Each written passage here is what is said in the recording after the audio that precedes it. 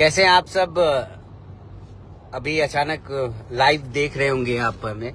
और अभी हम जोकीहाट गए हुए थे, वही जोकीहाट समझ गए होंगे, जहां से विधायक शाहनवाज हुसैन है और पहले AIMIM में थे, अब RJD में शामिल हो गए। जोकीहाट के बाद वहाँ पर राजनीतिक माहौल क्या है और ओवैसी के बारे में क्या लोग सुन रहे हैं, सभी पर आज चर्चा करेंगे। और वहाँ के हालात क्या है। देखिए, मुसलमानों को हालात अगर सुधारना है ना तो क्या करना चाहिए, आप कमेंट में बताएं। देखिए, मुसलमानों के जो बिहार में और पूरे देश में हालात है, वह किसी का थोपा नहीं हुआ है। किसी ने मुसलमानों को धकेला नहीं है गड्ढे में। मुसलमान गड्ढे में खुद गए हैं, उसके खुद जिम्मेदार है। आप किसी पार्टी पर, किसी पर ब्लेम लगा दीजिए कि मुसलमानों के हालात फला पार्टी ने किया ऐसा, फला पार्टी ने किया है, तो ये बिल्कुल सरासर गलत है। अभी हम जिस जगह थे, जोकीहाट में, कौन सा जगह था वो, कौन सा ये था जी जगह जहां हम लोग गए थे जोकीहाट की,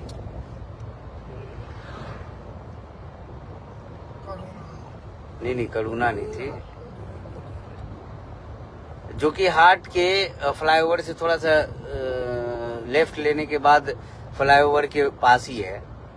और उस जगह में वहां पे जो हालात है ना, एक परिवार जिसकी वीडियो थोड़ी देर बाद अपलोड हो जाएगी इसी फेसबुक प्रोफाइल पर, उसकी एक माँ है, उसका दर्द सुनिएगा।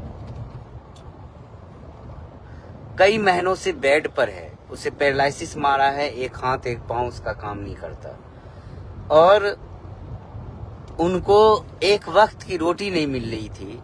5-6 दिन से उसका हालत ऐसा था कि खाने को परेशान थी। इलाज की छोड़ दीजिए, पैरालिसिस मारी हुई उस बेबस माँ का दर्द जब मैं वहां गया, वहां देख कर जाना, तो मैं हैरान हो गया कि आखिर इतना बड़ा मोहल्ला है, इतना बड़ा बस्ती है, तो लोग तो मदद करना ही चाहिए। लेकिन ऐसा नहीं था भाई, वहां सब मुसलमान थे, लेकिन उस माँ को मदद करने के लिए बाकी और मुसलमान भाइयों के पास भी पैसे नहीं थे।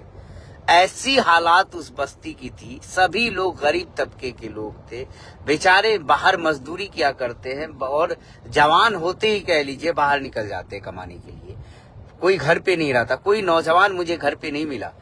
अभी हालांकि इलेक्शन का वक्त है, अभी नौजवान को घर पे रहना चाहिए और सभी नौजवान बाहर काम करने चले जाते हैं। छोटे छोटे बच्चे जो है वह पढ़ाई छोड़कर छोटे मोटे काम करते हैं, पंचर दुकान, चाय दुकान, इधर उधर। और वहां पर आसपास की गरीबी देखकर मुझे लगा ये किसी का दिया हुआ गरीबी नहीं है।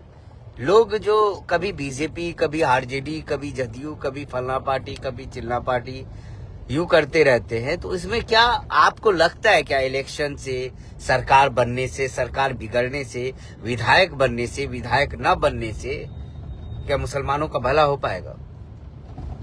जिस जोकीहाट की बात कर रहे हैं वहां पे हमें लगता है कि हमेशा विधायक मुसलमान ही होते होंगे, वहां के मुखिया मुसलमान, प्रमुख मुसलमान, प्रतिनिधित्व करने वाला मुसलमान, तो क्या मुसलमानों से मुसलमानों की हालात सुधर जाती?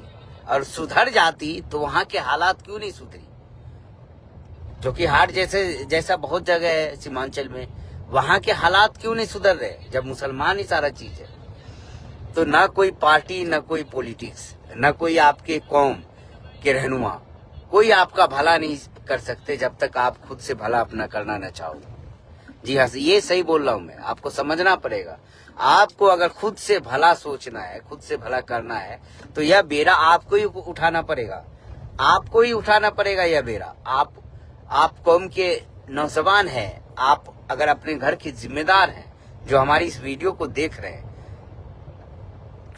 आपको लग रहा होगा कि मैं बोर कर रहा हूं, मैं क्या बोल रहा हूं, नहीं बोल रहा हूं, लेकिन नाच गाने की वीडियो नहीं है कि मैं मुचरा करके आपको दिखाऊं, आपको इंटरटेनमेंट करूं। हकीकत कड़वी होती है, सच्चाई होती है, और सच्चाई बताने का मेरा पेशा है।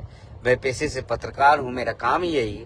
और इसी नाते मैं आपको सच बोल रहा हूं कि मुसलमान अपने बदहाली के खुद जिम्मेदार हैं, और इसकी वजह, सबसे बड़ी वजह है मुसलमानों के अंदर शिक्षा ना होना।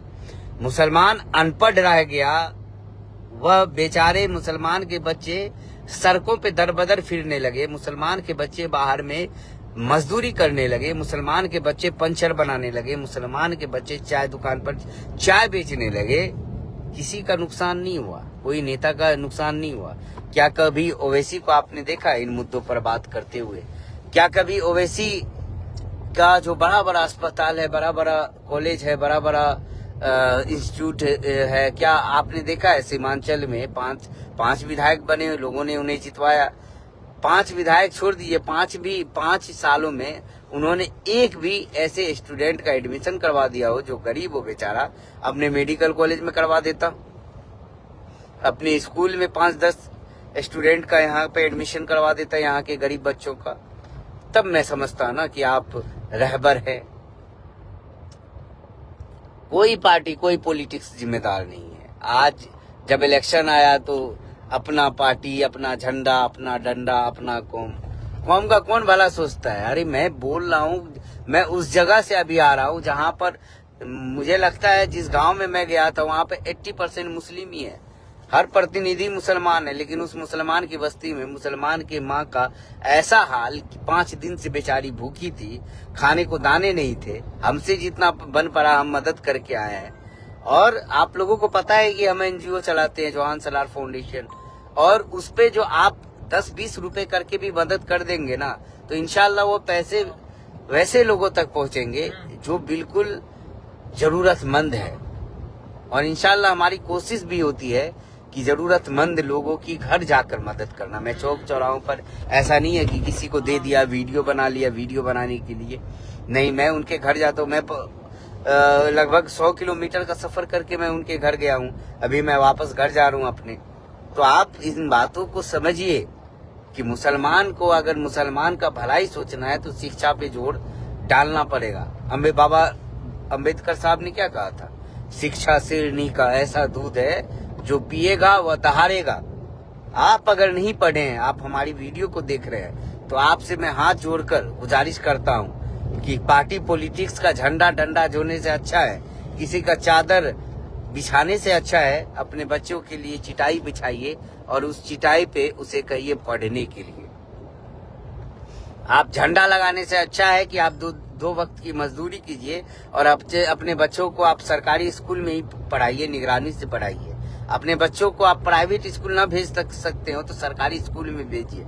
आप अपने बच्चे को 2 दिन पुलाव गोश्त मत खिलाइए, नमक रोटी खिला दीजिए, लेकिन बच्चों को कॉपी कलम ला के दीजिए।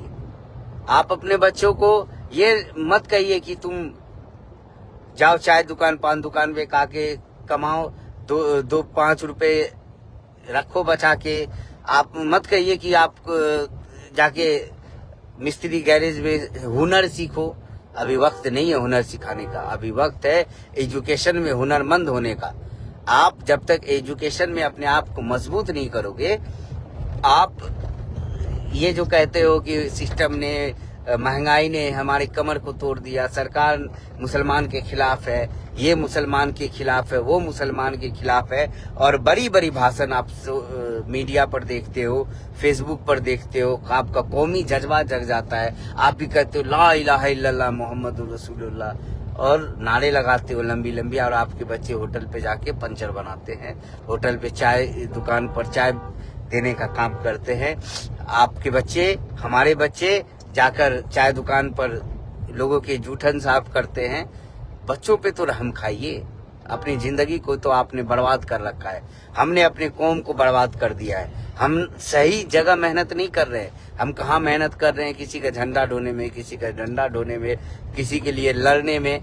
अब ये बताओ, आप कभी भी देखते हो कोई भी सोशल मीडिया वाला आता है इंटरव्यू करने के लिए, कहीं चौक चौराहे पर जाए तो वहां पर आप दूसरे कौम के लोगों की भीड़ नहीं देखोगे। वहां पर मुसलमान 10-20 खड़े हो जाएंगे और सबसे पहले वो किसी खास पार्टी को गाली देंगे, उसके खिलाफ बोलेंगे, और खिलाफ बोलते बोलते ऐसा कुछ बोलेंगे विवादित बात, वो अपने पेंदी में झांकने नहीं जाते कि उनके पेंदी में उनके जो बच्चे हैं वो अनपढ़ रह गए। वो अपने पेंदी में नहीं झांकने जा रहे हैं कि अभी जो कोरेक्स स्मैक अफीम का धंधा चल रहा है, अब मुझे लग रहा था मधेपुरा में ज्यादा हो रहा है, लेकिन आज मैं जोकीहाट जब आया तो मुझे पता चला है कि यह तो खेल जोकीहाट में बद से बदतर है, बद से बदतर है जोकीहाट में, सीमांचल में, अररिया में बद से बदतर है।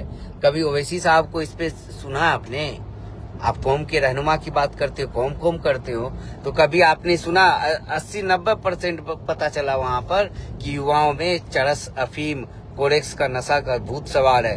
नस्ल हमारी बर्बाद हो रही है। हमें अभी शिक्षा पर जोर डालनी चाहिए थी, हमें लोगों की बच्चों के भविष्य को लेकर सोचना चाहिए था, लेकिन बाप व्यस्त है किसी पार्टी का झंडा ढोने में, अब बेटा व्यस्त है कोरेक्स पीकर मदहोश होने में, स्मैक पीकर मदहोश होने में। अरे आप अपने देश को संभालने से पहले अपने परिवार को संभालो।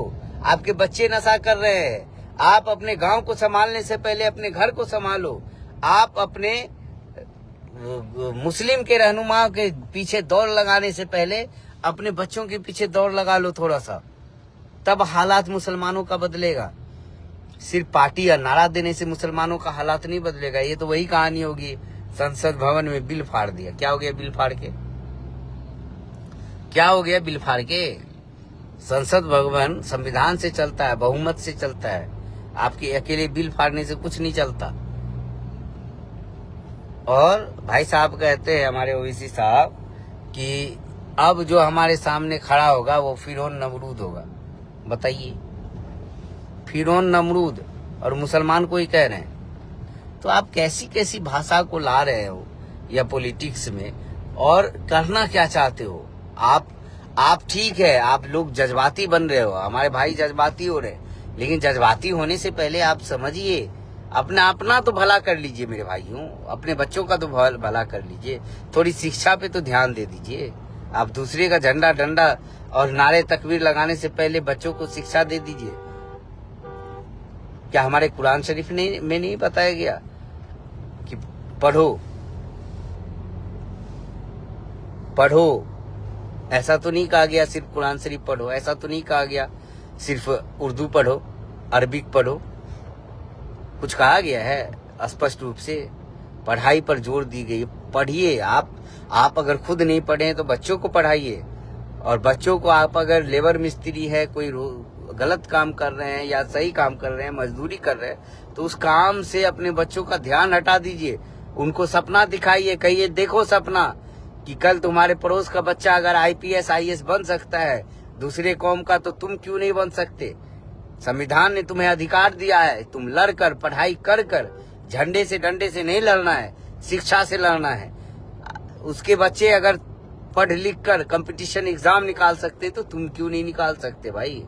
तुम्हारा जहन इतना मजबूत है कि तुम कुरान शरीफ को हिफ्ज कर लेते हो, कुरान शरीफ पढ़ लेते हो और उसके मायने तुम्हें याद हो जाते हैं। तो ये हिंदी, उर्दू, इंग्लिश, ये कहाँ का लैंग्वेज है? ये तो छोटा मोटा लैंग्वेज है। अरबी से बड़ा पेचीदा और डिफिकल्ट कोई भाषा है क्या? जब उस भाषा को तुम रट जाते हो, उनके मायने रट जाते, तो ये मेडिकल एंट्रेंस, नीट, जेई क्या है? बस आप लोग पढ़ाई पे ध्यान दो मेरे भाइयों, और बच्चियों को, अपने बहनों को, छोटे भाइयों को पढ़ाई पे लगा दो। राजनीतिक पॉलिटिक्स को अभी छोड़ दो। जो होना है होकर रहेगा, आपके हमारे हाथों में नहीं है, ठीक है? जिसको जो करना है करेगा ही। पॉलिटिक्स के बारे में मत सोचिए। आपको जो कैंडिडेट, जो पार्टी अच्छा लगे आप उसको वोट करके आइए, लेकिन कुछ पल के लिए सोचिए, ज्यादा मत सोचिए। वोट करने जरूर जाइए, वोट करके अपने मन पसंदीदा जो पसंद आए, जहाँ पे को लगे कि बेहतर भविष्य बन रहा है, वहाँ पे वोट करके आइए। लेकिन आप अपने बच्चों को, सबसे बड़ा जो हथियार है शिक्षा, उस पर ध्यान दीजिए। उसका ये बच्चों को पढ़ने के लिए, नहीं पढ़ेंगे तो फिर तो कोई कुछ नहीं कर सकता। मुसलमानों के हालात कोई नहीं बदल सकता, किसी के औकात नहीं है कि मुसलमानों के हालात को बदल दे, जब तक मुसलमान खुद बदलना न चाहे।